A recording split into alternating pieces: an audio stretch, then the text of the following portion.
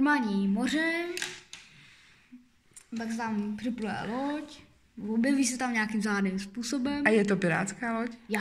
Je to pirátská, super. No, pak to je celá. Pak se to jakoby ukazuje na tu loď, že co se tam děje. Je tam pirát, pak potká druhého piráta, fousatýho. Chtějí spolu bojovat. A bojujou, když chtějí a bojujou, nebo ne? Nebo jenom chtějí? No, chtějí bojovat. Ale tady jakže nic, jakže aby to nebylo vidět a takovýhle. Tady řvou.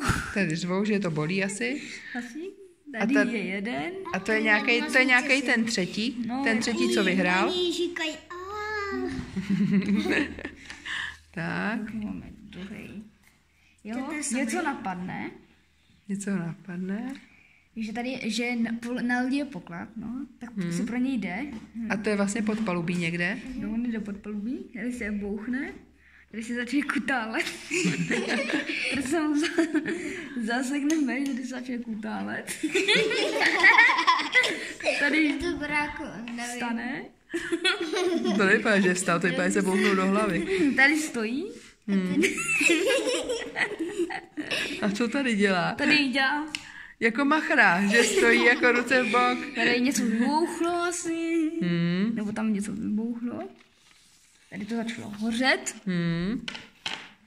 To je příběh To dlouhý. je truhla, on si chce říct, ale pod ním to křupne. Tady se vysypou už ty šperky a takovýhle. Už je na dno. Jo, on spadnou úplně na dno moře nebo na dno lodě? No, na dno nějaký vody, jakže mělký asi. No, tady dopadla i jeho milovaná truhlička.